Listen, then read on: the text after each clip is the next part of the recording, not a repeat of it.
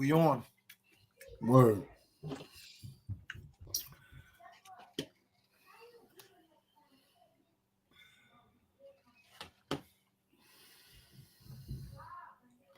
I'm staying alive. I'm staying above 140. Solid hoodies. Yeah, we got those things, T. Got the solid joints. Now, this that good Nike Tech material. I had a sample sent to me today. I'm about to up my game. That's all. I'm about to up my game. Oh, I see the little banner you got on the top. Yeah. That's all. That's it. Besides that, ain't nothing. The general needs some updated apparel, Mr. Above 140. The general needs some new, couple new outfits. Y'all got money. Like y'all go. I'm talking about my own wardrobe. I ain't talking about nobody else. Like me, man. Talking about my own. Need people like me. Talking about my own personal wardrobe, cuz. I'm staying alive. I'm staying alive. I'm staying alive.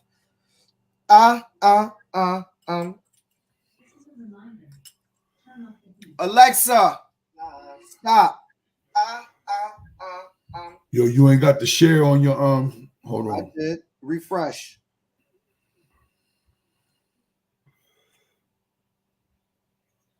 Yeah, there you go. There you go, player.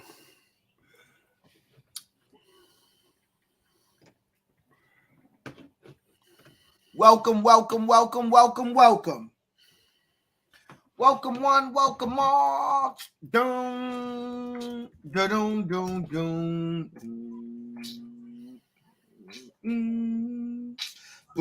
boom, boom. Podcast live. Podcast live. All right, y'all. Y'all know what we do and why we done it. 30 seconds. We back.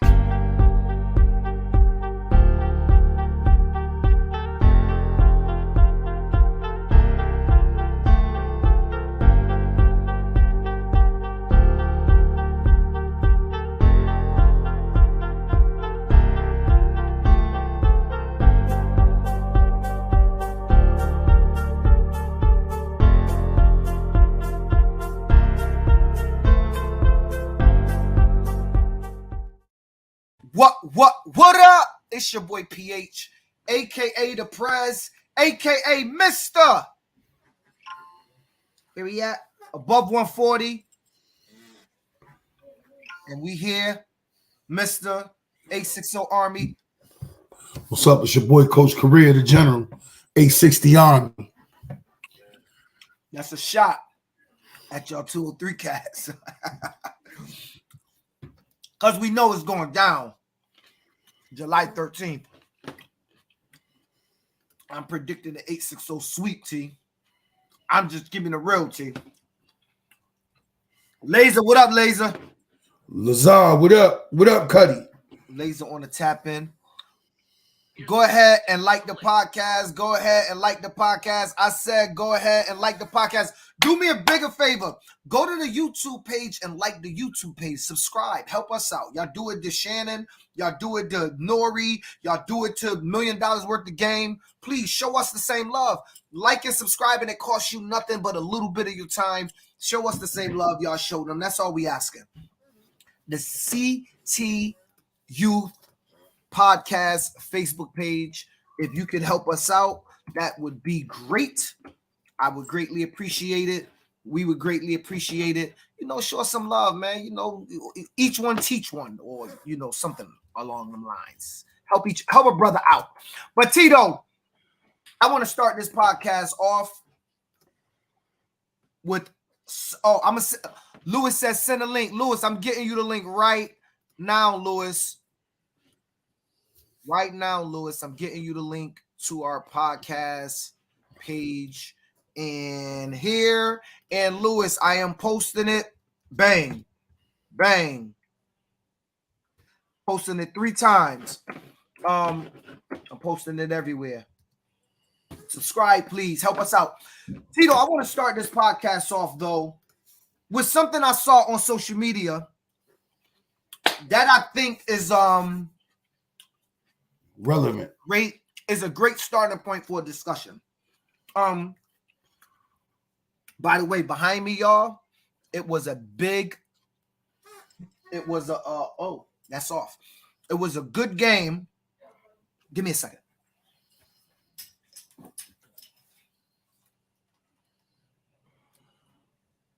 There we go. All right. Behind me, I want to give kudos to AYF. They put on an awesome All-Star game. My boy Nas was coaching. I watched the game. Tito doing some hot stuff. Oh yeah, but let me keep going. That game, you know who coached in that game twice? Dennis Beatty. Oh, he did? Beatty coached in that game twice. Yep, the first couple versions of it. Beatty coached in 08 and 09. That same game. Man, you should coach an All-Star game one day. Man, let's keep going. Only All-Star game I'm doing is ours, brother. Like, come on, man. Here you go. Yo, you are fire this week. By the way, you are. I said let's keep going, bro. You are totally with the ish this week, bro. Let's keep going. Like, just with all types of crazy. Let's keep going.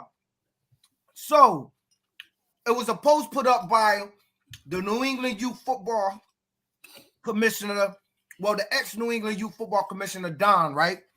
And I want to share what he said because I think it's a great place to start because I didn't have no intentions on talking about this till I saw it, right? So Don put up this post, and I'm going to read it to y'all. He said, there's a problem. During my time involved in youth sports, specifically football, I have seen some rough logos, helmet decals, and overall rough branding. I understand none of that affects the on-the-field play, but a refresh will certainly get everyone excited. With most programs struggling for exposure, numbers, participation, and a rebrand can help, even in small ways. For example, parents are more likely to wear team gear around town, which leads to more families in the community knowing about you, which could lead potentially to more people registering for you. Your image matters. He's talking to programs. Solution.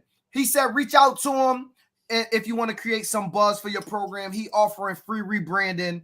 He was the one that was doing immaculate designs with all the New England region brackets and all of that. Let me stop the screen sharing. So I want to start the topic off first. T, I think that we talk all the time about programming, and I feel like he touched upon the one thing that we never talk about. We have talked about it indirectly, but we've never talked about should programs that struggling think about rebranding themselves. Well, there's two parts to rebranding. Like, go ahead. Are we talking about totally switching the name and creating a whole new identity? Or are we talking about rebranding? Well, that is it? Is it really? Yeah. Or is you're dissolving and restarting? Is it rebranding? That's rebranding yourself. Twitter's called X. Did people think it was a dissolve and restart? No. Yeah, true. But we've always talked about it, even years ago, like the tactics that what we had to do to keep our programs relevant. Is that rebranding or grinding? You know what I'm saying? Like, it's two different things. I think a rebrand is when you have to rebuild your image from the ground up. I think there's a difference between rebranding and marketing. Joe Von Williams said, New Britain here. Let's go, T. I'll be back this year. My local town. Coach Von. Word. Okay. New Britain is growing. That's what it seems. New Britain is growing. Word. That's what it seems. Word. Yo, but so let me give you a form of rebranding. Let's say my program is known for showing up, being violent, beating up the crowd, and everywhere we go, right? Let's say we show up and we got boom boxes, we got belts, we got chains, we do all of this stuff. That's what we're known for. A rebrand could be simple as remaking your logo, and now every time we show up differently. That's a form of rebranding yourself, right? Another rebranding, your image, going from the Hartford Hurricanes to the 5th State Army, per se. Changing our uniforms, right?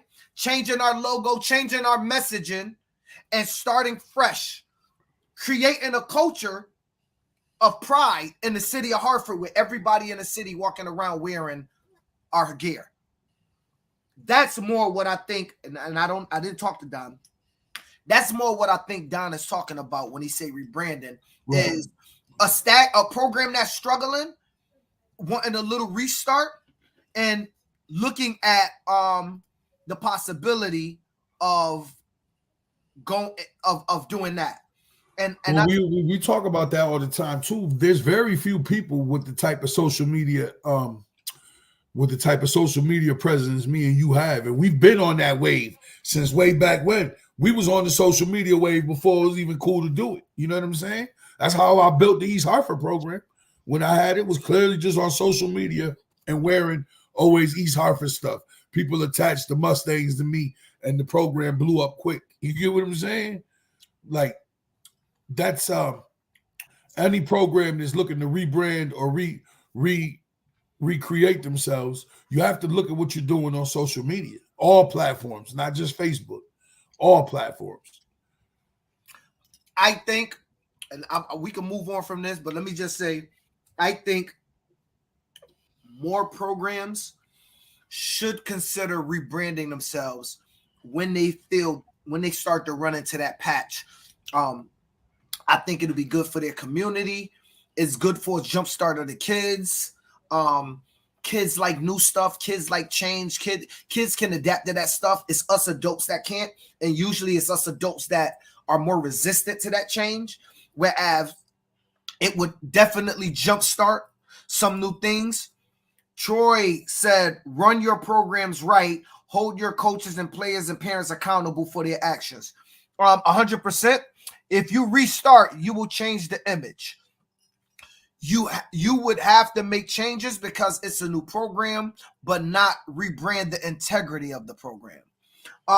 That's if the integrity is good. If you have bad integrity, rebrand. If you find that you're losing droves of kids, a rebrand alone won't help, but it's definitely a place to say, okay, we understand what we're going wrong in, and we're going to make some changes. Sometimes, Cito, I won't go to certain restaurants because I don't like them. The same location, same restaurant, sell the same food under a different name. I'll give them a shot. It has happened. No, it's all of it, all the time. Right? And so just to rebrand, it meant Yale and Harvard doesn't rebrand. Why rebrand? Well, Yale and Harvard. What did he say? Oh, Yale and Harvard doesn't rebrand. Why rebrand? I think you're potentially talking about two of the oldest schools in the nation. Right, but there is something to what he's saying. There is something like Ohio State, Penn State, Harvard, Yale, Michigan. Those guys don't ever rebrand. Notre Dame, they don't ever rebrand. You know what I'm saying? I know what he's trying to say. Is that true? I get what he's trying. I don't believe those are institutions. You don't think none of the big time schools ever rebrand? Do they rebrand? Think they're confusing changing names with rebrand. No, but that's what I'm saying. This conversation could go a couple different ways. That's what I'm gonna give you an example. Miami rebranded. What was Miami known for back when? In the 80s? Yes. Just they were part of that whole Miami wave with Luke and all of them. But that was no, ain't no that was their brand. Right. But that's Miami's not known to be like that no more. And if you remember and think over the years, that was a culture thing, though. That was the culture that Jimmy Johnson set. It wasn't only culture, brother. That was their image. You rebranded your image. Everybody knew. Here come my. Think about it. You seen the 30 for 30. Those was of course. I don't even like to talk about what they was calling them. Hey, Troy, we from Connecticut. Troy, we live in Connecticut. We from the New England region, brother. I'm a she. Do they money change? I don't know what you're asking. Do you rebrand for parents, children, or culture? Well, if you're stagnant, I think the first thing you have to do is identify your problem. Then you rebrand to help help that problem. If your parents and your community aren't trusting your program, don't believe in your program, and then you need to rebrand to get parents to buy into what you're doing. Because at the end of the day, parents is the reason for all of our programs. They're the one that bring their children to us, right? And so we're dealing with their most prized possession. And if they're not buying into what you're doing, you have to rebrand to advertise to them more or to convince them that this is a place where you want to be. I think in the absence of that, you're doing yourself a disservice just to say, well, oh, Yale and Harvard didn't rebrand, so I'm going to just stay the course. You could do that. You could do that. The difference is Yale and Harvard got Bill Clinton and President Obama who went there, and that's going to cut them a $15 million check. So unless Bill Clinton or Obama play for your program, you might have to consider it. That's all I'm saying. I stay in Dracut, so I'm going to show how the culture do it up in New Britain. Got you. That's Javon. That's Javon Williams. I know that's Javon Williams. You can rebrand without changing the name of the school or the program. That's a great example. Colorado rebranded with Dion. That's true. Look at how they're a lot more in your window. Look at their social media this year versus just a year ago. They completely rebranded the program, right? Look at the uniform change. Look at the flash all over their social media, right? Like that they have rebranded their program to be more flashy, up in the time, huh? Flashy, yeah, but it works. Sport teams rebrand every time they change coaches. That's probably true. That's from Keith. That's true. Yeah, depending on the coach you get and the culture that comes with them, you may rebrand. Give me an example, Tito. Right now, I take Tito Correa and I drop him as president of Derby. The culture, the way they approach their marketing, the way they go about the sport, how they show up at a game, every single aspect of that going to change next year when they see Derby show up to the game. The level of confidence that you coach with when you show up, ready to pop if somebody pop it at you. That's a whole different, that's a culture shift, a brand. And you know, if I was to go there, uniforms would be different. Yeah. Social media would that's because we operate, we set a standard, and you're never going to fall under it. You get what I'm saying? But now, so the question is, are there programs that could be utilizing that method to help lift? Yeah, there's always. All in New England can use it. We're not talking to anybody down to y'all. We saying, look, I don't mind rebranding. I've rebranded multiple times. Every couple of years you have to. You shouldn't have to rebrand. You can allow changes, but not necessarily a rebrand. I don't know. I don't know if that's the case. That just because your program hold weight, you shouldn't have to rebrand. Like you always gotta update it. It's like why we go to coaching clinics. You always gotta stay with the times. Every couple of years things change. Even like the way we do business. We don't do business this year the way we was doing it 3 years ago. You know what I'm saying? When you're a solid program, I don't believe it's a rebranding, but I believe there's updating, evolution. You know what I'm saying? Moving forward, keeping progress, moving forward. You know what I mean? So that's the difference than rebranding. When you stable, when you sturdy, you sturdy. You know what I'm saying? You just making things better. Dave Rodriguez, if you're trying to rebrand, that means your program got issues. No need to rebrand Hartford or New Britain. They got their following. But Dave, let me ask you something. Isn't that a way to stay on top of your thing? Let me give you an example. I shouldn't have to wait till my problem is a gaping hole before I decide to rebrand and patch it. Let's say I love looking at my retention rates. I don't know how many of y'all out there, if you've been watching the podcast, thank you very much. But y'all know I talk about retention rates a lot. I look at the retention rate.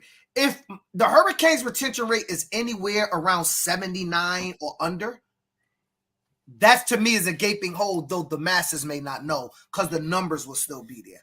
And so I think that waiting to get a gaping hole before you rebrand can also be risky. I know that's not what you're saying. I think what you're saying is when your brand is sturdy, make your patch and fixes, but keep that line. Right. I think that's what you're saying. Multi-billion-dollar companies rebrand all the time, Keith said. Very true, Cuddy. We already know who said that.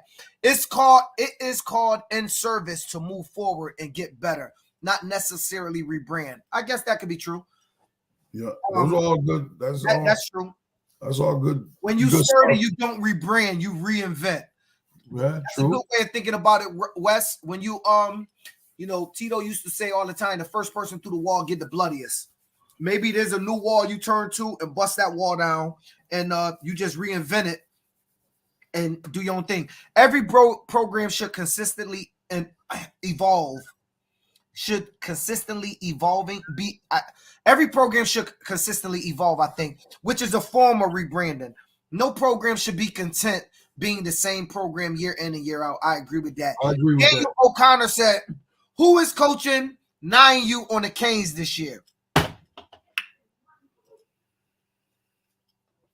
That we don't know because we have not had a coaches meeting. All right, Tito, let's move to our next subject, brother. That was good. That was a good way to start the podcast off. Let's move to our next subject. And it is simple. How to properly practice. I'm going to turn it over to you. Set the tone for the conversation. I mean, we've touched on this before, but I think whenever you set your plan to do whatever it is you're going to do, you need to understand how you're going to install your plan and execute your plan. With that being said, I don't, when I go to other people's practices and stuff and I watch other teams that are not mine, it's hard to find practices to go to where you see it running the way it should run, meaning how you progress from your individual work to your group work to your team work and a systematic approach to it. I see a lot of, they break up the kids and they just kind of doing whatever, which doesn't make sense to what they're doing schematically. And the fine line is, I don't care what it is that you run. You have to know how to practice what you run and put it together efficiently where people are, so when they're in individuals, it carries over into their group work, into their teamwork. I think a lot of times, you see just people getting kids together, just running plays, bunch of kids standing around, no real rhyme or reason to what they're doing. And I don't think you're getting the most out of developing and teaching kids when you take that approach. And I see it a lot. It's not just a little bit. We see it a lot. We know dudes have been coaching for 30 years and coach like that. You know what I mean? Like we see it a lot. There was a question put to the floor. They said, who should be determining how a practice should run? Usually the head coach. I agree. I think the head coach should do it. The head coach. All responsibility falls on the head coach. All responsibility for the team, whatever team that you signed your child up for, whatever team it is, whatever the ailments, whatever the glory of the team is, and whatever its ailments are, all is a reflection of the head coach, good, bad, or indifferent. So it always starts with a couple other comments of discussions. I think are good worthy. Jose said you have to have a plan and an objective. You need to know what it is you want to accomplish and how to get there. Arky said the football coordinator is responsible. Christian Santos said facts, and Justin Garrett said laugh out loud, running plays all practice. No, right? That's funny. I find that funny. People that run plays all practice. Let's not act like we've never seen it. And the head coaches. Let's not act like we've even seen it. Like if you want me to be 100% transparent, I just showed you a couple practices in A60 last year, so people don't think that I'm being funny. I'll tell you just in A60 alone, where I was calling this dude after practice, watching the practice a couple fields down, like I was pissed. I was pissed. Right or wrong. You get what I'm saying? Like, brother, keep going. Especially when we in an all-star environment, we supposed to be showing our best. You know what I'm saying? We supposed to be showing the people our best. Yo, so I actually went and bought the $40 coach and administrative USA football thing today in preparation for the podcast, right? It was $40. I bought it. I'm a member of USA Football, so I purchased it. Shout out to USA Football. They always give me grants. I love it. And one thing that I noticed, they got something new now because, it's never been $40 before. But under their coaches stuff, they actually give you a playbook, not the plays, but a layout of exactly how your playbook should go, which I found pretty cool, Tito, because it would say stuff like, and I should put it up. It would say stuff like first and 10 plays. Then it would have 2nd and 5, 3rd and long, and they got slots for you to plays. So not only do you draw out your plays, now you insert those plays. Okay, my buck sweep, where does that fall on the chart of down and distance? When am I calling that play? Am I calling it on 4th and 15, or is that only a 4th and 1 play? Like, that was a hot transition. That's something I wasn't even doing. I'm gonna just keep it real. I didn't have it broken out as broken down into. Yeah. So you know those big cards you used to see the coaches carry? Yep. That's what they give you. It gives that's what that is. That now, that's not the only way to skin a cat, though. There's other ways to go about formulating your I'm just talking about the way that I saw it. I ain't saying that's the only way to do nothing. No, but what I'm trying to say is that there's just how there's that method, there's many other methods. So that's one of those things. I found that method very helpful. Yeah. I to be honest, I found it pretty good. You know, I'm definitely going to use that card for me and my coaches, whatever level I decide to coach. I'm definitely going to use that card. I'm gonna put it up for the people in a second. I just thought it was real cool to see. You know what I'm saying? Because I had never saw it. That's all. I had never seen it, and I thought that it was something pretty cool that they implemented on their website. And so I was like, oh, you know, this is kind of cool. You know, I mean, I'm sure they got something like that for a practice planner as well. Like, yeah, they do got a practice plan. Practice plan is 100% integrated into the website, which means you fill it out online and it gives it to you on your phone where you can see it. This is a worksheet that I was able to print out, which I liked. Listen, the most important part of whatever it is you do, offensively and defensively, is knowing how to practice it. Because I'm going to say, I said this before, you practice 4 times more than you ever play. What you do in the game should be a byproduct of what you're doing in practice. You should know it so well by the time the game comes. It should be just you going through the motions. Like, practice is so much more important than the game. And I think a lot of people lose sight of that too, because you just go to practice and you basically throwing practices away. Practice is in how people used to view gold or platinum. Like, you can't get enough of practice. You get what I'm saying? To play this game. This is the one game that practices everything. This in boxing is similar, where you are going to practice far more than you actually participate in the prize match. You get what I'm saying? So you have to learn how to practice efficiently and understand how to practice what you do and know what you do and constantly refine it and make it better. All right. So I'm going to go ahead and share it, Tito, so we can see it. But I agree with you 100% that, I mean, look, practice is, let's be honest, those that practice poorly, usually it's hard for them to win. Yeah, no, it's usually hard for teams that practice poorly to win. Here we go. And so I thought this was cool. And look, it could be corny to some of y'all. I'm okay, you know. Everybody ain't gonna like it, but so let's say it even have you for those that I sometimes script out my plays, Tito. I'll sometimes script out first play, second play, third play of the game. This is what we're gonna go. From there, it'll tell me strengths and weaknesses, right? First and forever. Let's say you're one of those teams that get a flag the first 3 times you enter a game, right? Third and short plays, third and long plays, goal line, backup, big plays. First down, you on the left hash, these your plays. You're in the middle. Here's your right hash plays. Second down, third down, fourth down. Let's say you got matchups. Okay, whoever on this kid, depending on, these are my matchups. This receiver. Here you go, your quarterback, running back. Defensive. If Tito is running a 4-4, right? I think this might be defense, but I could. Well, that's telling you so that's if you're running a 4-4, I might have a scripted out against that defense. So they saying if you're 4-4 over cover 3, basically if they're rolling, these are the plays I'm gonna run against that. Right? Yeah. To me, this is hot stuff.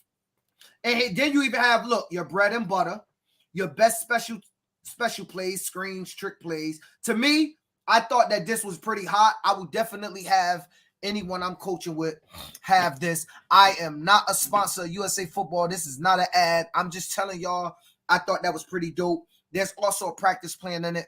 I won't tackle it. I won't tackle that right now, but there's also a practice plan inside that. $40. Yes, I'm not talking to Rodney Myers until he beat me. Oh God. Who's that? Who said that? Who said that? Because I can't see the comments. That's the one thing about Chris. That's the one thing about this. That's Chris. That's you, Chris. New format. I can't see anything, dog.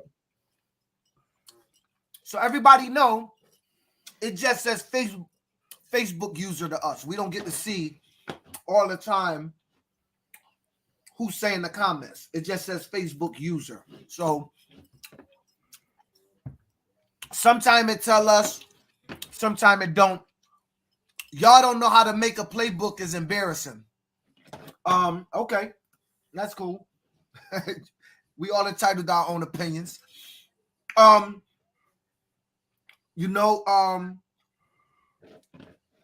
not a playbook though. That's a call sheet, cuz. That was a call sheet. That's Gene Miller. That was Gene. Yeah, Gene always taking shots at. Yeah, that wasn't a playbook. And that was Gene, he said he's 2-1 against you, brother. I don't know. Who? I think we might. Hey, you know what I want to start doing? Tito. Hey, I just thought about this. Every Thursday night, I want to play a game from the season. I want people to start sending me y'all YouTube full games, the private links. We're just going to stream a game, a full 2-hour game, and just let it play on the New England podcast page and on our youth football page, and just stream the games. I think that would be cool. What y'all think? Win or lose? I'll start with a game we lost. No problem.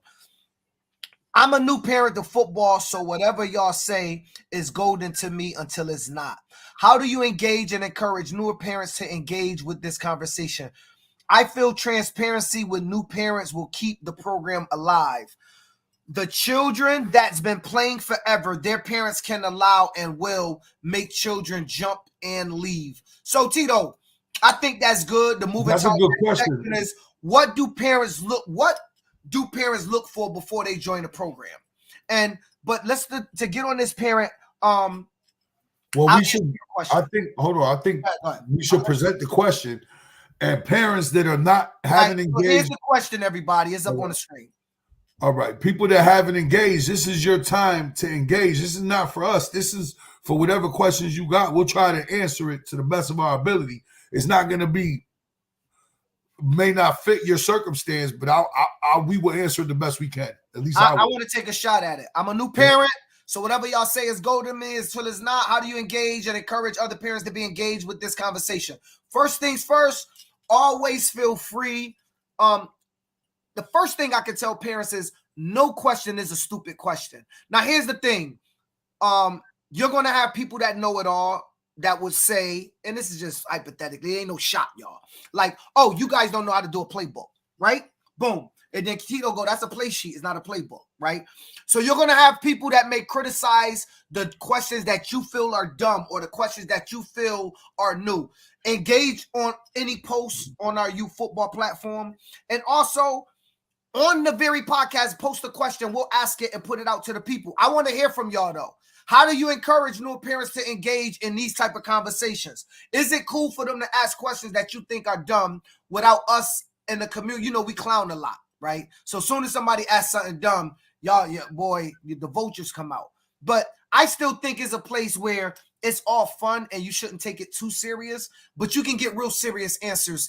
No, but I think, you should know if you're paying attention to the forum and you see some of these discussions and you see the exchanges, you should feel free to message somebody that, especially if you're understanding and hanging on to what they're saying and you agree or don't agree. You could always private message people and try to take these conversations offline. She doesn't. She said, how do we engage in this conversation? Like, I think it's a time and a place for a public forum.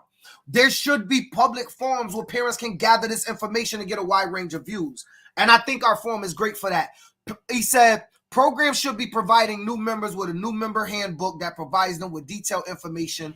Listen, y'all have to understand, and maybe that's okay, but when you got 260 kids, 260 books. You're talking about spending an excessive amount of money.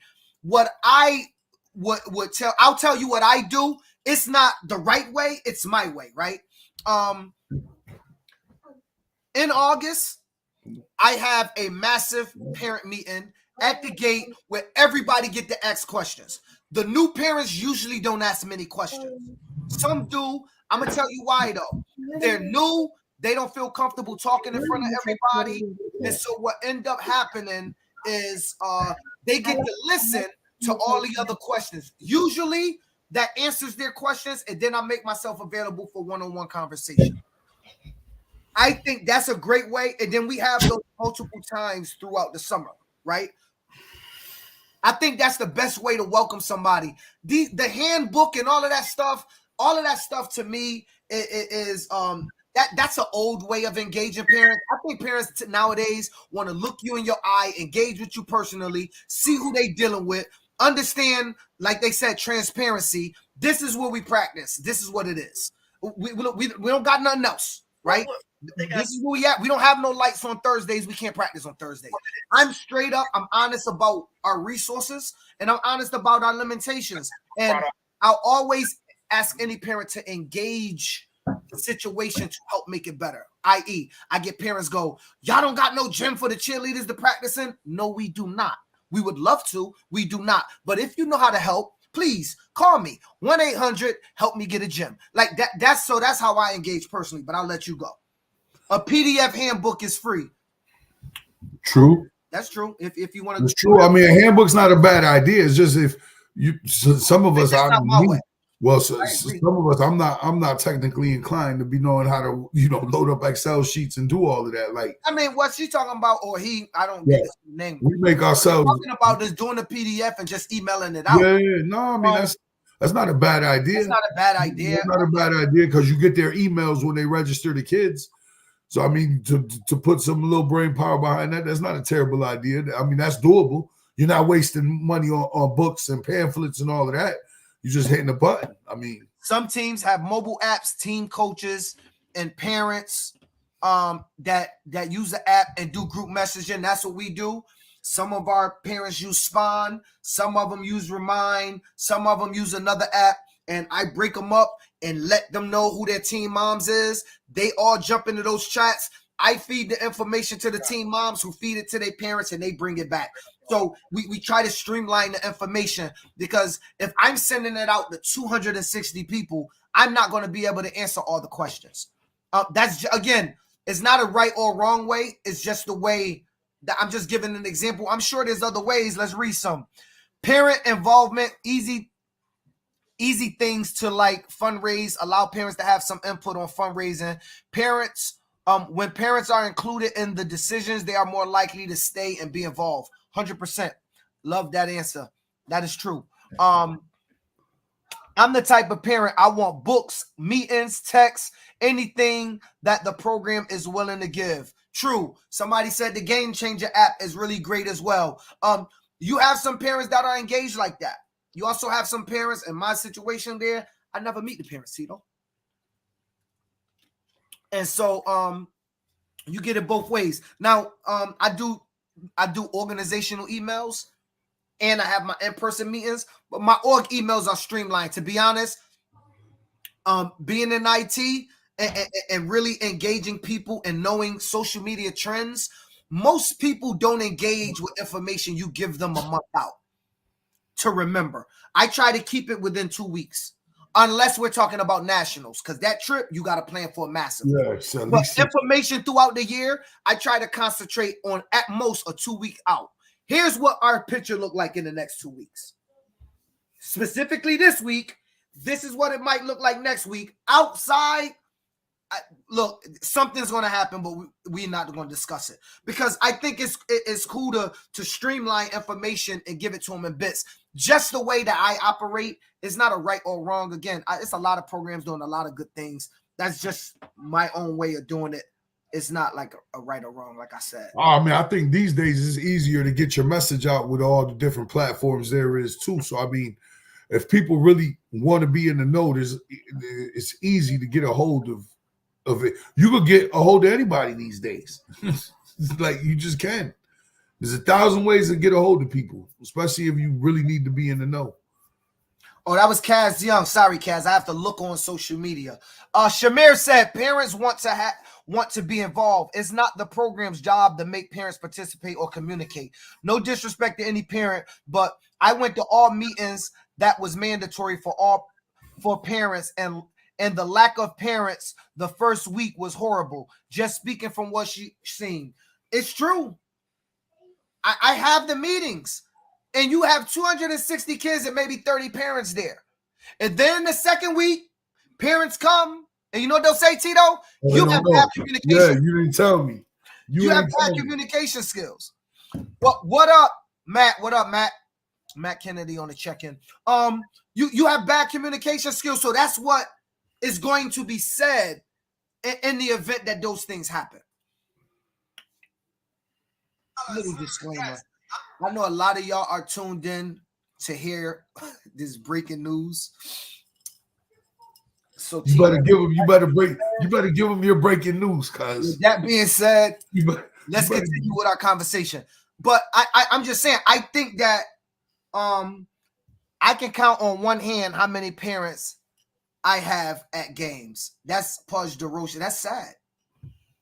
He can count on one hand how many parents. Yeah, Pudge. Where's Pudge? But that's Somerville, right? Pudge is Somerville, correct? I mean, you got to think that's tough situations, and so I think we got to start cutting some slack on programs when we hear that they have bad communication skills when they're actually doing the things and nobody's showing up. Because y'all got to remember something, and I had this discussion with y'all as a community a while back, and y'all was silent. I called all of y'all and gave y'all the opportunity. Programs don't have the luxury of going on social media and bashing parents, but parents have the luxury of going on social media and bashing programs. Just like coaches have the luxury of going on social media and bashing leagues, and coaches have the luxury of going on social media and bashing administrators. So the one parent that don't get the information have the luxury of going on social media and running that program name through the mud. It would not look good for the Hartford Hurricanes, the New Britain Raiders, or the West Haven Seahawks, or the Meriden Raiders to go on our social medias and write to them and bash them from the organizational page, because we're expected to have some level of professionalism that they're don't have to adhere to.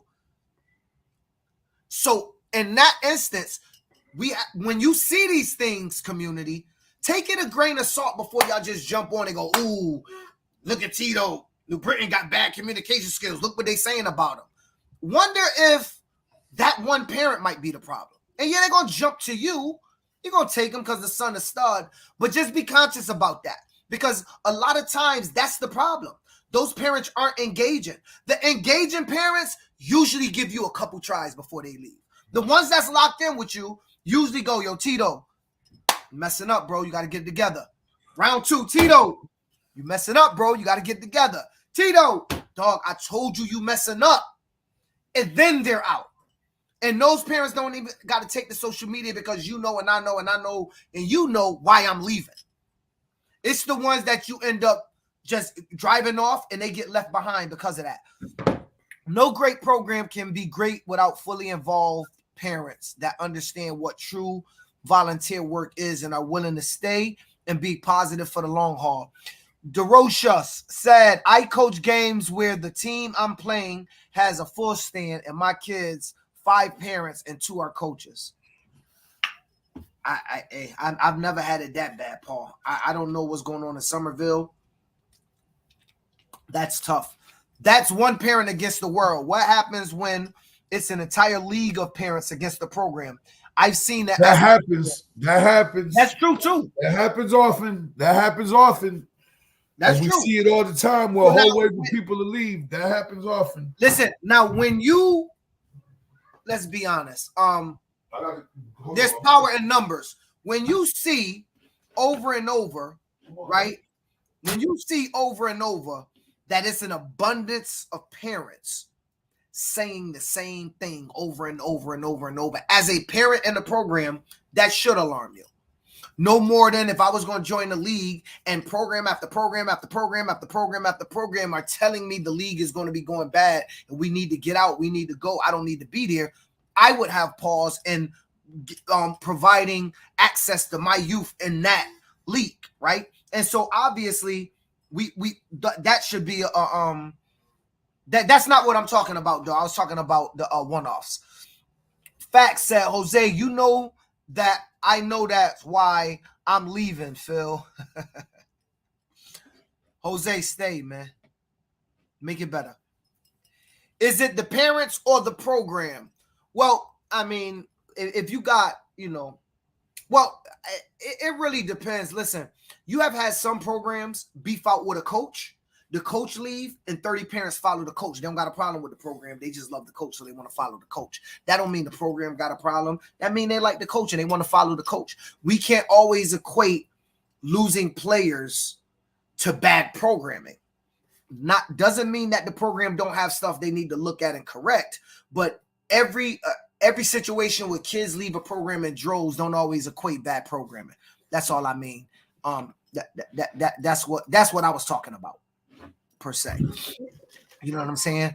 All right, Tito. The Hartford Hurricanes banquet is Saturday. Me and you had this discussion about our particular banquets. We just had ours. We had ours 2 weeks ago. Yep. Or a week and a half ago. You've been at our banquet because you used to coach for the Hartford Hurricanes. Yeah. You know that the Hurricanes spend tens of thousands of dollars on our banquet. We do crazy stuff that nobody else does. Not to say it's better or worse. You see that we just do it different, right? For instance, a lot of teams give out trophies and we don't give out trophies, right? Like we don't do trophies, right? And so, we're talking about, is there a better or a worse way to do a banquet? I believe in doing it big, thousands and thousands of dollars. We discussed earlier your motto and your thought process. I'll let you explain that thought process. Well, no, my thought process is because we try to keep it so affordable for our community and people that participate in our program. I personally can't justify asking to spend $10,000, $12,000 on the banquet, especially when our teams go to Florida often, and our program comes up with a significant amount of that money. I just feel that our banquets, I try to keep them reasonable because of things that we get on the back end. You get what I'm saying? Well, on the front end, however you want to look at it. We have, we have luxuries that others don't have, and I just don't ever. I don't see the importance of. I could use that money better. It's at a further date. You get what I'm saying? So, Arky, a couple questions. Arky said, "Why no trophies? Just curious. It may be cost. We do trophies though. We do trophies, and we do a dinner. We do a dinner and trophies and all of that. But like I told you, I think our total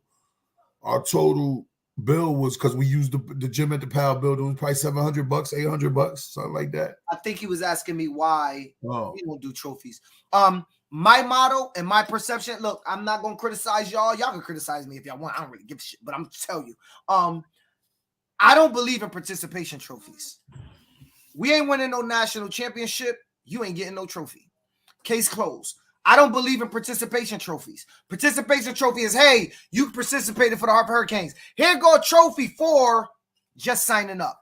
So I long went away participating trophies. But I do believe in recognizing our youth, giving them something to show that they participated, right? And rewarding them for the accolades they did achieve. You win your league championship, or you win the state championship, or you win a regional championship, etc.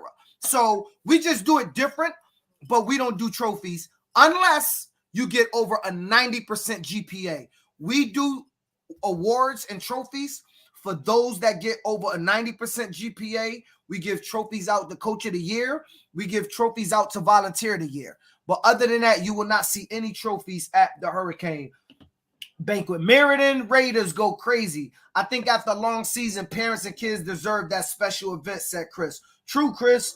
That was some I saw y'all banquet. We had our banquet in Meriden Cassette, and it was amazing. It looked fun. Y'all even had the 360 camera thing. I was watching because those rings was nice too. I wonder who did them.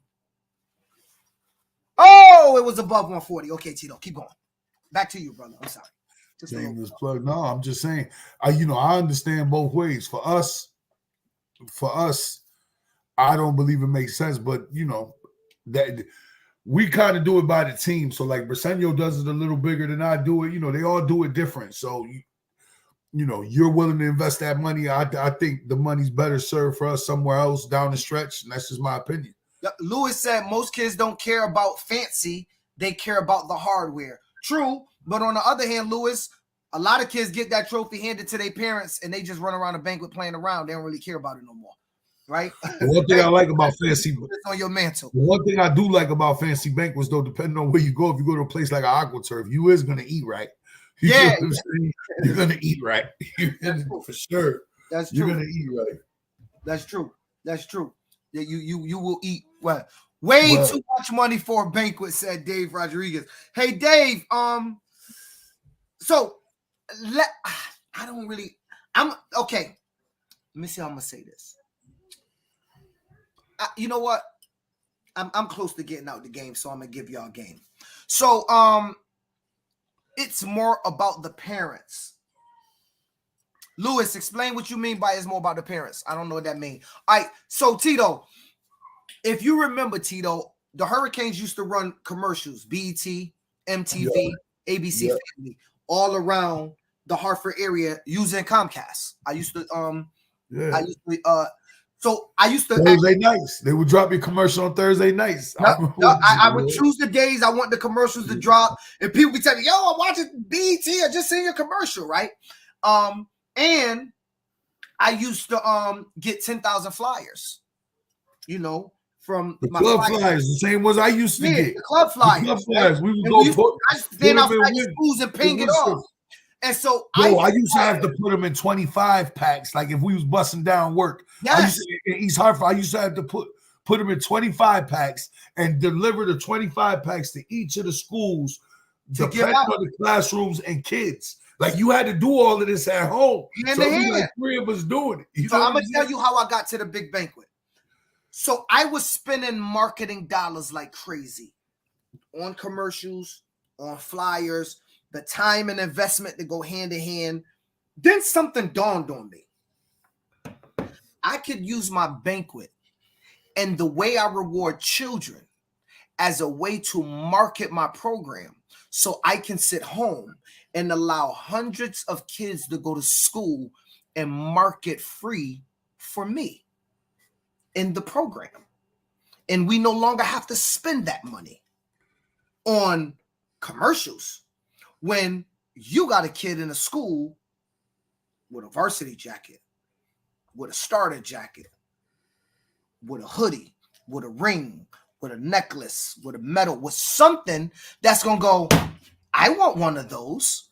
Or a kid is walking at a basketball game and it says, 8U, Hartford Hurricanes jacket. And she go, hey, where do you play? Because she has an 8-year-old child. So that's what changed my particular mental. And so now, yes, our Hartford Hurricanes banquet is also used as a way to reward our kids and get everlasting effects from it. So that's how it changed for us. We were still spending the money. We just revamped on how we're spending the money. My son's trophies, head and arm is off from last year. It broke. What's the news? So, Kaz, that's my point, right? Tito, let me ask you something. Where's your youth football trophies? Oh, for my when I was a kid, gone. Where's your oldest sons? Gone, probably gone. He got his plaques though, like his all state, like the stuff that matters, the high school stuff. He got all of that stuff. I know that. I can show you stuff. I got my mother has all my accolades too from high school and college. You know what I'm saying? Like I can show you stuff that if I gave you, you would still have. I won't talk about it now because our banquet was on Saturday, so let's not talk about it. But after Saturday, next Wednesday, I think you're also cutting yourself short. This dude gets some coats, rings, scarves. I mean, every team gets some kind of theme. He's got some kind of thing. He may not get them trophies, but his kids, every single kid's leaving there with something. And I never said that they don't get nothing. I just said trophies. And I know that's the thing, right? People used to go on the banquets to get trophies in football.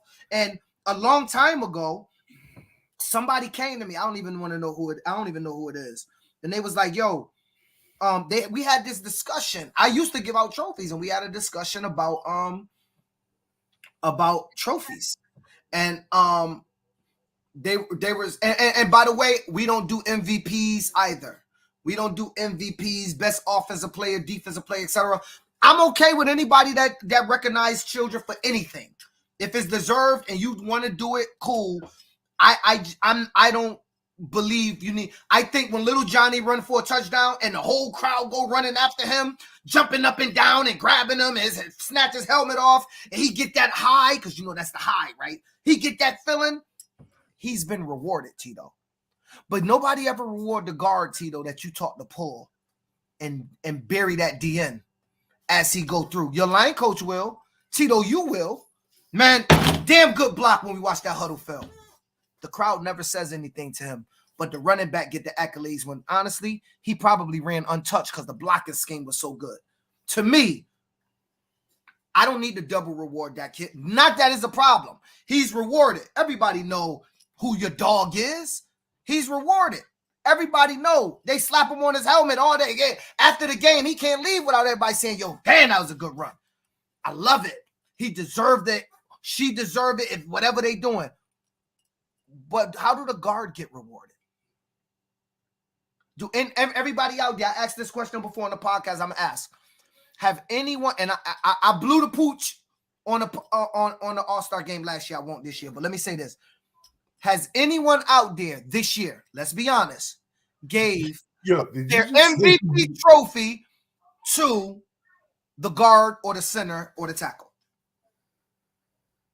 Have anybody out there gave the MVP? No, I want to ask the question. I don't want no interruption. No, I want to answer. Has anybody out there gave the MVP trophy to a guard, a center, or tackle? If you did, let me know. You know what? This year I'm sponsoring. I'm a sponsor 2 awards. We're going to do it. I messed up last year. The O-line player of the game and the D-line player of the game. Every level we got. It's coming from me. Yeah. That's going to be different than the MVP. Right. The line needs to be recognized. We screwed the pooch. But the line needs to be recognized. We do offensive line and defensive line player of the year. Good stuff, Zeke. That'll be good. East Hartford Hornets. Yo, Zeke, what up, man? I mean, I'm not even gonna go there, man. I mean, we waiting, bro. Dang. So that's cool. The Hornets does that. Shamir, big shout out to the Hurricanes 11U lineman. Yes. Big shout out to him. That's the running back mom, by the way, saying that. So she's recognizing her son's running for touchdowns because the big boy's up front. I know, man. I didn't hit Jack. You know, I hit him up, but you know, it is what it is. I think that's a great discussion regarding banquets, y'all. I think that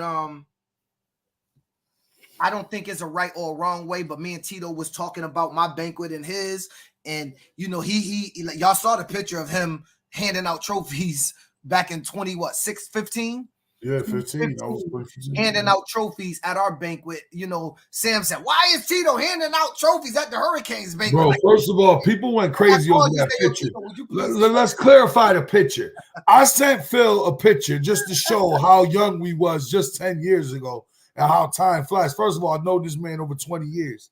So I was just showing a picture from like 10 years ago. And then the picture caught wildfire. My phone hasn't stopped all day. That's for the breaking news, brother. Huh? Your phone ain't stopped ringing because of the breaking news. Let's be clear. What breaking news? Which is coming. No, yeah, who got the breaking news? Huh? Who got the breaking news? We got the breaking news, and it's coming. But anyway, let's keep going. The year we lost to New Britain in the regional, we gave our O-line awards at our banquet. You gave them awards, but did you give them the MVP award? I'm okay with giving them awards because they should be recognized. It don't have to be MVP. I just like the line being recognized. That's all. And however you do it, you do it. I don't care if you announce them up at the banquet so everybody can see and clap for them. That's how you do it. People do it different ways. You know, we you know, I try to do it personally when I'm coaching. That's all. It's not a right or wrong thing. It's just a thing. So Tito, man, oh man, T, we gotta talk about it. Keith got MVP as a lineman in high school. Well, yeah, Keith was like 6'6". No, Keith's a big dude. 295 pounds.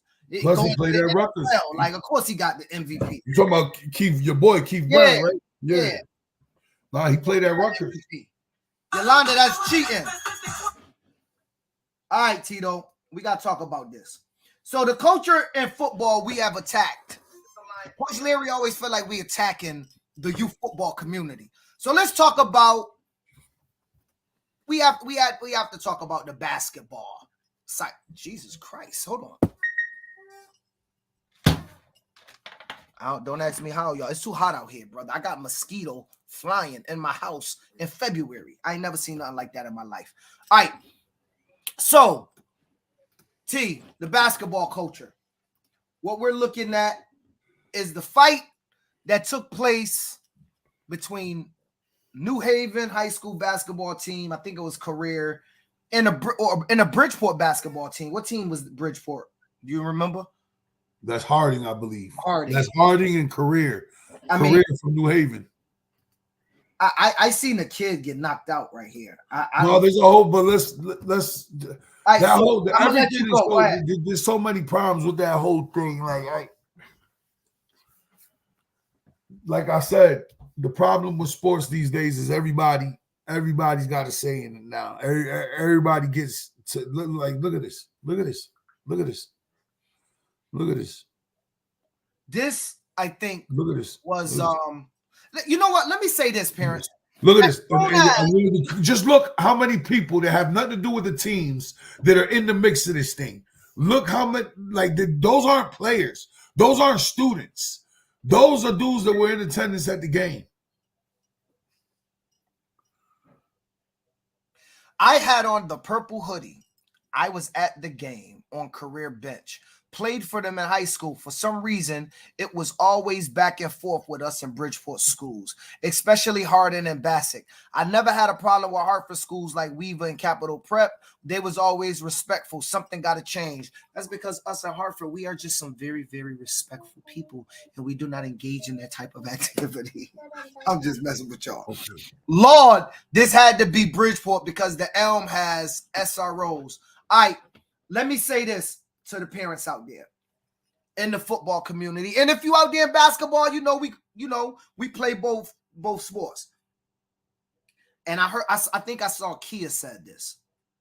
As soon as, Tito, the CIAC says, you know what, New Haven and Bridgeport, for now on when your teams play, we will absolutely not allow no fans from your parents or grandparents or aunts and uncles to come to the game.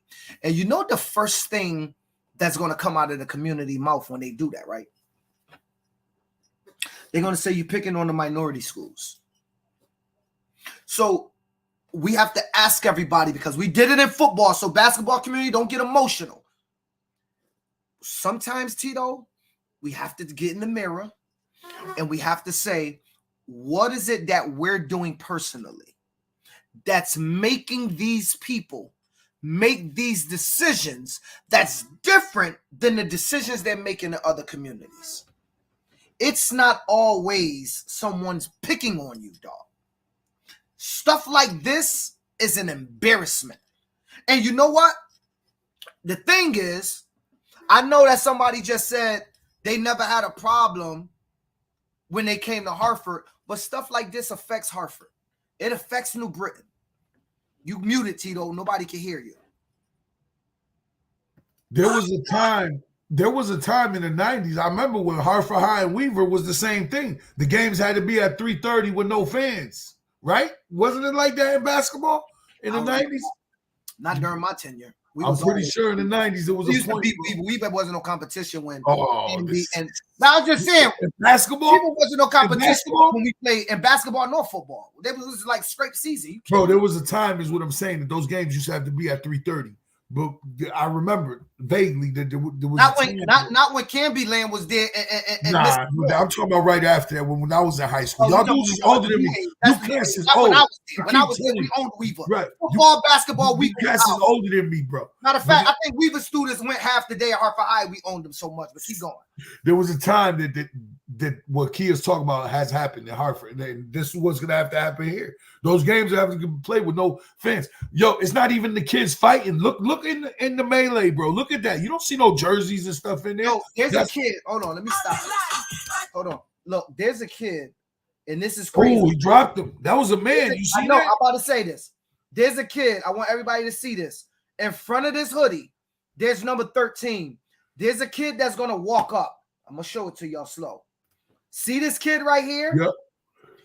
This guy walks up and sucker punch this kid with a left hand and knocks him out. Watch this. That's an adult, I'm sure. He's creeping. Watch this. He's going coming up from behind him. Bow.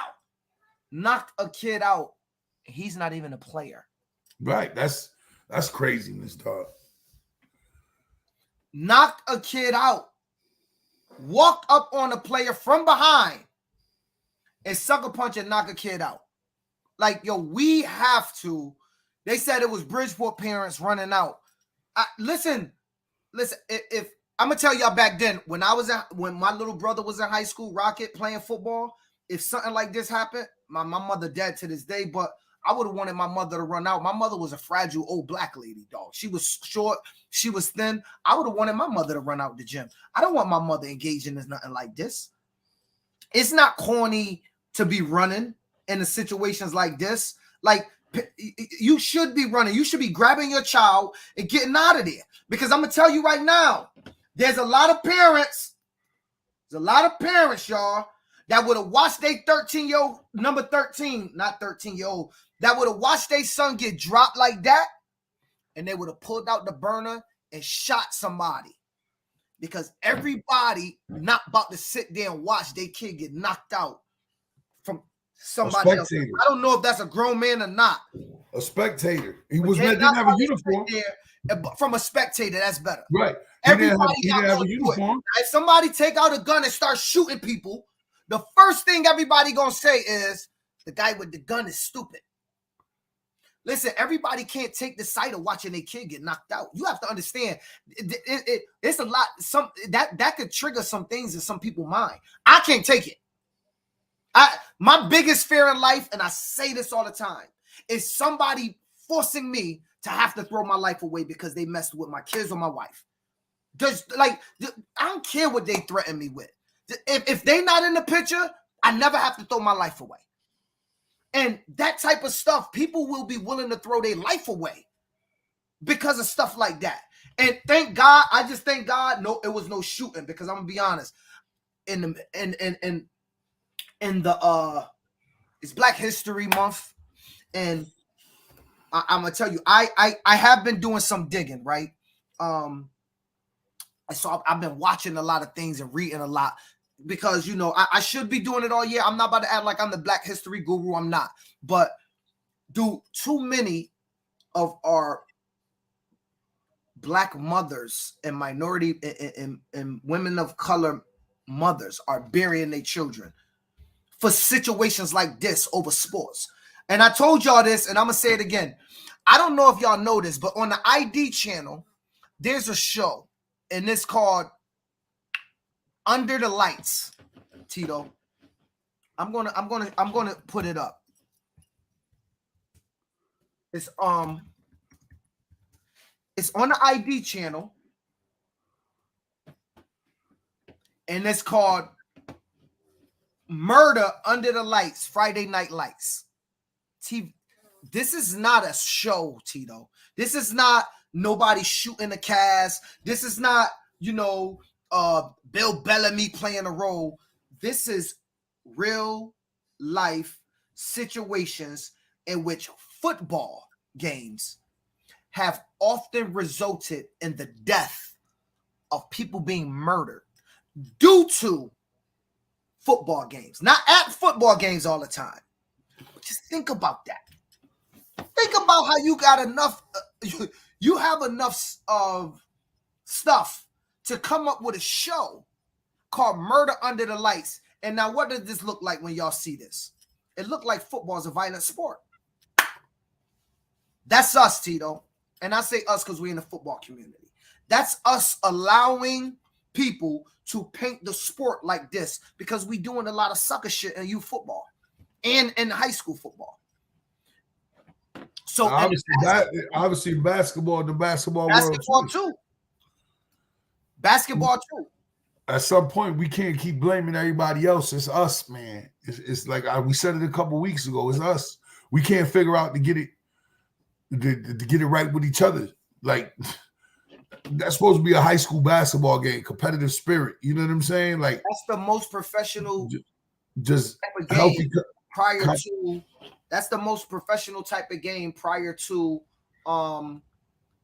college basketball. Yeah. Now, let me ask you, like, what if it was scouts at that game? Now the scouts probably won't blame the kids, or maybe they would. I don't know. But to leave that up. I think what bothers me more about that scenario is that I can see if the kids get into a dust up and there's a little pushing and shoving and all that. But bro, within 2 seconds, look how the stand's empty. That's the problem. The kids getting into a dust up, that's gonna happen. The issue is that in today's sporting world, the crowd thinks they can just come onto the field when they want or come onto the gym when they want. That's not the first case where we've seen it. Go back to what you were saying, Tito, because when you and I talked, you had a more important point of the level of involvement people think they should have in sports today. Right, yeah. That's the bigger point, I think. The other problem is like I was just saying it right now. In today's sporting world, parents think that it's okay for them to be part of the game and make their presence felt as part of the game. Didn't you just tell me you had something like this happen in Manchester? Where a parent was heckling or whatever he was doing. Yeah. Like parents these days feel jump the fence. Jump the fence because his child showed up late to a game, couldn't play, so he jumped the fence and said, "I'm bringing my child on the field." Think about that. Yeah. Like in today's sporting events, parents seem to think that they're part of the game, that it's okay for them to be part of the game and alter the game and talk to the referees or talk to the coaches or feel like they have an opinion. Where when you decide to sign up for the program, you don't have the right to question what's going on out there. You really don't. So here's what I'm gonna say, Tito. And before we keep going further, and it's not just the parents; it's fans in general. It's spectators in general. But I want to say something that I think that we gotta stop. We have to stop, and we have to give ourselves a lot more criticism. And for those out there watching, we say things because I spoke with somebody this week that said, and I think I talked about it. We had said something, and somebody thought we were talking about them. Yo, listen, we honestly come up with engaging topics. It's my hope that none of y'all ever take it personal, but it's not going to stop us from talking about topics that affects the masses. If you happen to do something along those lines and you feel like it's you personally, you can feel free to reach out to me to ask me or Tito, because it's never personal. Well, this ain't the first time it's happened. I'm glad you're bringing it up something. Because we've been accused of this numerous times. Like, dude, if we're talking about something, we are not specifically talking about anybody. Like, we're not. It's a topic. Like, we put up stuff that happens, talk about it, and people go, oh, they might be talking about me. Like, honestly, don't give yourself that much credit. But let me get back to my point. I see in youth football, Tito, I see fathers on sidelines that's not coaches. Yeah, no. Their child. Giving them water. Yeah. Helping them put on their cleats. It's giving them running back handoffs to help them warm up. Warming up his arm as the quarterback coach. Helping the wide receiver catch, throwing them passes, warming up their wide receiver. So get behind the goddamn fence. You can't do that for us. Right, but we've lost that. What I'm saying holistically, I'm not saying your program. No. I'm not saying that was in the Hurricanes. Right. I'm saying holistically though. But when you start, but see, Tito, just the basic erosion of that alone is where it starts. Because now, Tito, I'm the father. I'm warming my son arm up, Tito. Let me give you an example of how it works. I'm warming my son arm up. Now when the game starts, Tito, do I go get back up in the stands? No. So now I'm sitting on the sideline, Tito. What you think happens when my son get a late hit? Right, emotions, I'm wilding out, but I'm not behind the fence. I'm there. So how do other coach feel? Because you know the worst thing that every coach says on the other sideline? This burns my ass in. The Hurricane coaches never say this. Yo, y'all teaching y'all players how to play dirty.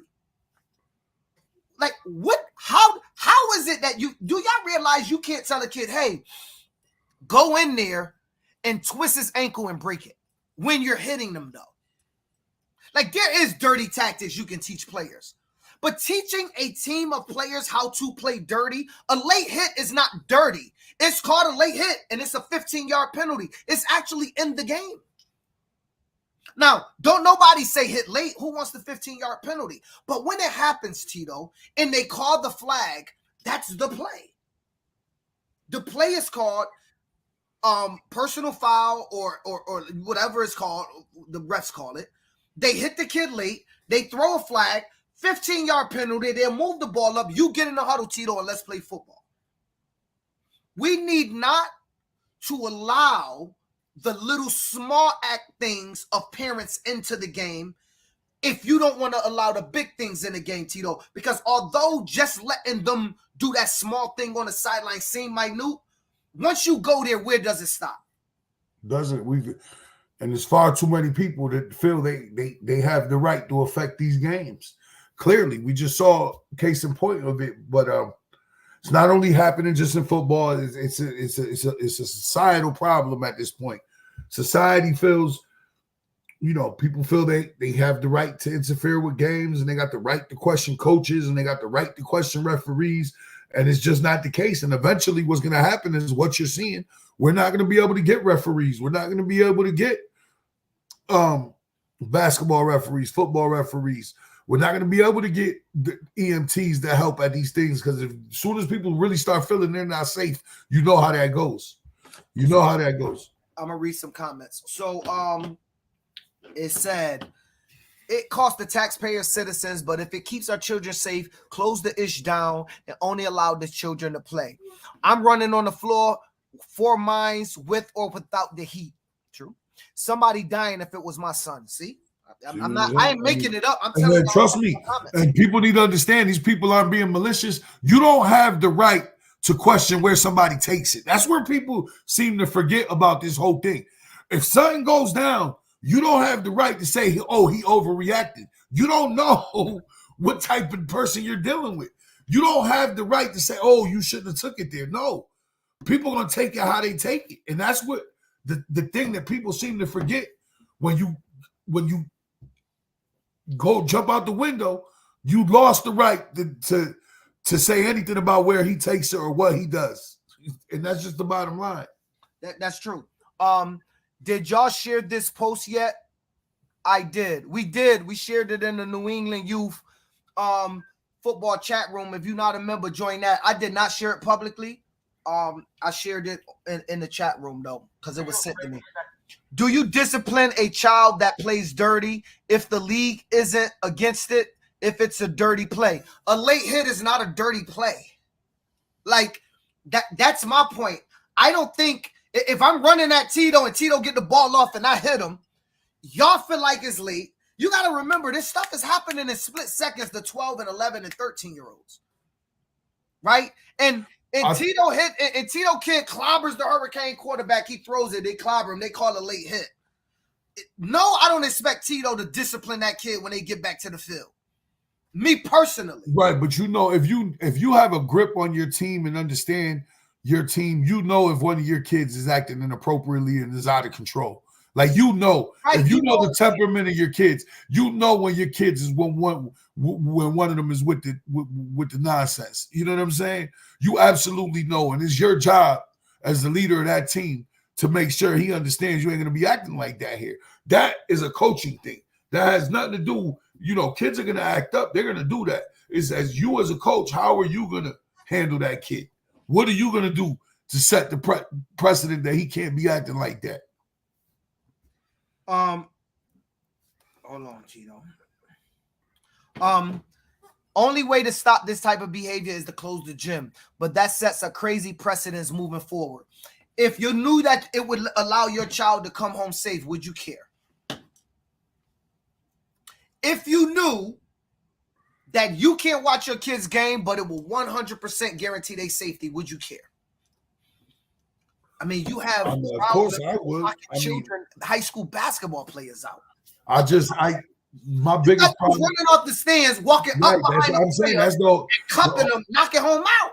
That's the whole thing that got me sick, bro. It wasn't even 5 seconds of the teams having to dust up before the bench is cleared, because everybody feels entitled to be part of the game. They all think that they should be allowed to be part of the game. Go to a bitty basketball game on the weekends at any of your local gyms in your communities, and you'll see what I'm talking about. Parents now and spectators now are more involved with the outcome of the game than ever before. I'll give you something that happened at my daughter's basketball game, and this is a prime example. So we was at a middle school basketball game. My daughter played middle school basketball, girls, and I'm popping my junk to the fans. I'm having fun with it, though. I'm not serious. But I'm like, no, ref, that's not a foul. They had my daughter playing a boxing one on a girl.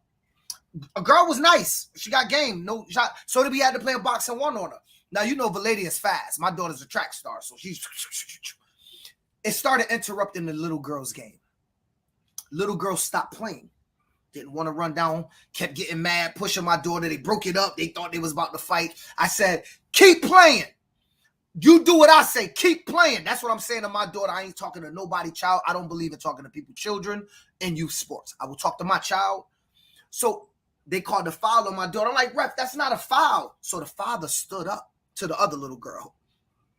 And he looked at me. Like he literally stood up and was like this, standing up while everybody's sitting down.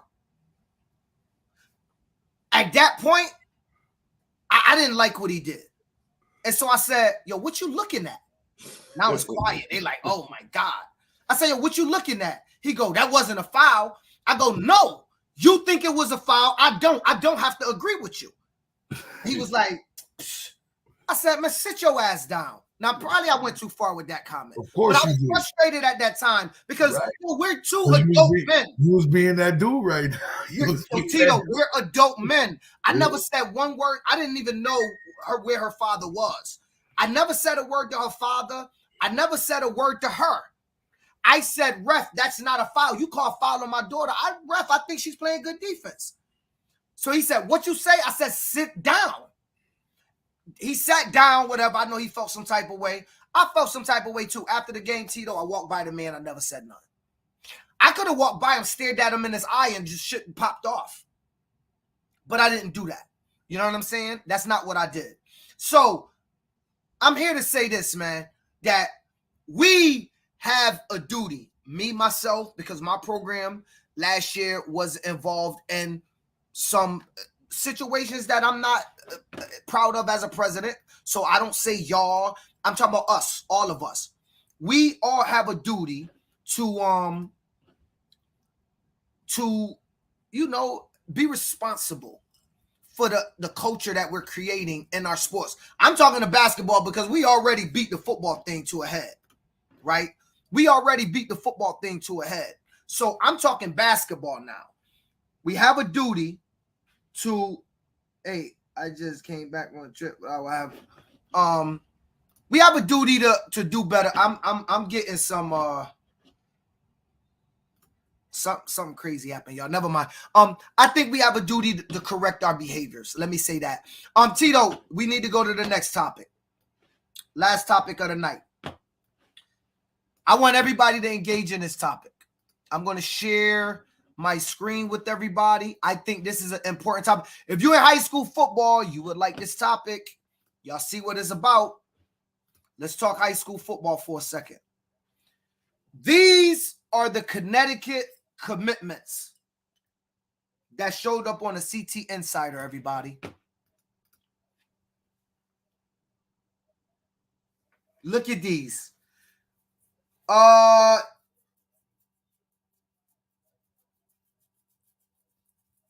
going to tell you something that jumped out at me right away, Tito. The amount of prep and private schools listed on here over public schools is excessively glaring to me. I think you might be on mute. The amount of prep and private schools on here is glaring. Any AYF news? Will, I don't know. You want to come on live? You got news? You got breaking news? Yeah. The other thing that stands out to me is a lot of these kids don't play in none of the so-called umbrella leagues. You know what I'm saying? Like the PW or AYF. All these kids are from places. Not all, because that number. Not all. I said there's a couple. From the Hurricanes. We got a couple. I got one here too. Makai Holly from Merida. He played for me. I'm gonna shout it out. If you see any of your players up here, rep your team. But yeah, I got another one. Jaden Copeland. I think Newby played for the Bowling Green. The Chargers. I think Elijah Newby played for the Chargers, and I believe. I'm not sure. Crazy. Ellis Robinson, #1 player in the nation. Keyshawn Adams going to Virginia. Jaden Copeland going to St. Thomas More, Bowling Green. All was on the same team at the same time over here in the Hartford Hurricanes. I only say that to say, think about how good that team was to have that man. And there was a couple more that went places from that team that's not on this list. But I mean, if you look at this first list over here, Tito, there is not one public school. Nope. No public school here. Let's go here. Hamden got Tyler Gibson. Shout out to Hamden. Is that Gibson's son, Gerard? Is that Gerard Gibson's son? Well, no, that might be Gibson from Hamden. I think that's Gerard. He played. No. No. I don't know. There's one name I know that played for me here that I got, and then you got your couple kids. The rest of these names, I don't know. Let's see how many public schools here. Oh, Hamden got 2. Hamden got 3. Pretty good, Hamden. Is that Hamden Hall, though? That's Hamden Hall. That's a prep. Is that Hamden Hall? Oh, that's Hamden Hall, bro. Right, that's not public. That's Hamden Hall. Looking in this list, still no public school. Now, is this only a non-public school list, Tito? No, because I thought I sent you the whole list. This is it. Dante Kelly from Maloney, a finalist for the Connecticut Gatorade Player of the Year. Dante Kelly, where's Dante? I believe he's going to choke. He's going to choke. He wouldn't be on here. These are the guys that signed to college. These are the college signees. These are the commitments for college. Oh, these are the college commitments. These are college commitments. Brunswick, UNC, still no public school, huh? I have to believe, Tito, that this must be. This is a prep school list. I sent you more. Hold on, let me look at this again. This has to be. I can't imagine no public school at all. Got their stuff off. You know, I can't. No, if you look at the first, you're missing a part of the list. So the first part of the list I gave you, the first 1, 2, 3, all the public school kids are on the first 3 pages. So the Zach Bonnie from Enfield, Philip Brady, Javier Canonier from Fairfield Prep, Tanner Chalupa. You're missing 3 lists here. All right, hold on. That I sent you. You got the kid Lamote from Branford going to Stonehill. All right, hold on. Let me put that up. You got Styles Mitchell from Xavier going to Central. Let me stop. Let me get the right list. So we saw that list. And shout out to those prep and practice, because let's be honest, those are our kids who happen to, have made it into the prep arena. That's not an easy arena. No, it's not. Let's be clear. Making it into the prep arena is not an easy arena. I don't. So I'm gonna tell you how many public school kids though already committed. 1, 2, 3, 4, 5, 6, 7, 8, 9, 10, 11, 12, 13, 14, 15, 16, 17, 18, 19, 20, 21, 22 kids. The prep school list is by far much greater. 22 kids from public schools right now have committed to their colleges in Connecticut. CIAC schools. Here we go. Yep. You got Fairfield Prep. Yep. Enfield. You got Enfield. The first one, Enfield. They go another Gibson from Hamden going to Central. One of these is Gerard Hill. That's got to be his right there. That one is his probably. This one right here. Central Connecticut D1. Yep. Yeah. A running back from Trumbull. What we got? Branford going to Stony Hill. Shout out to them.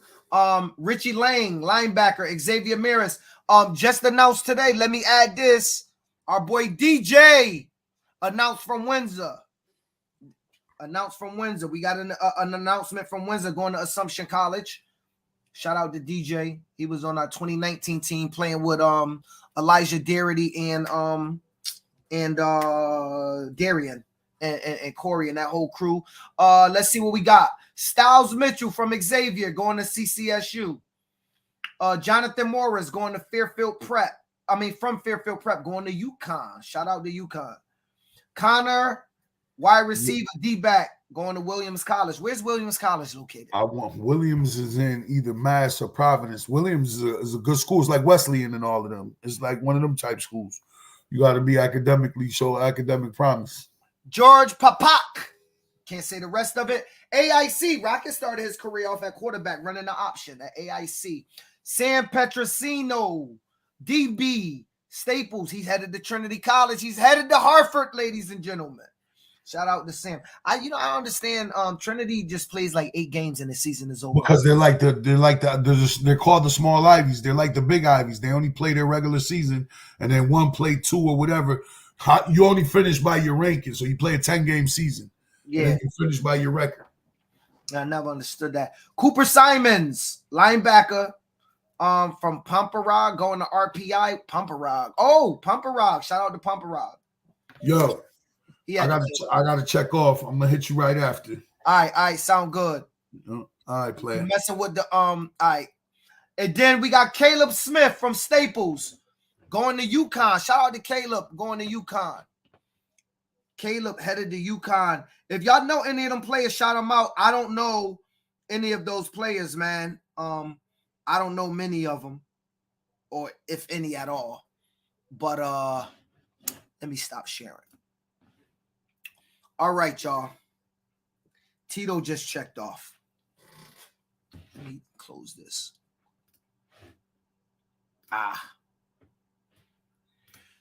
So many of y'all on this stream here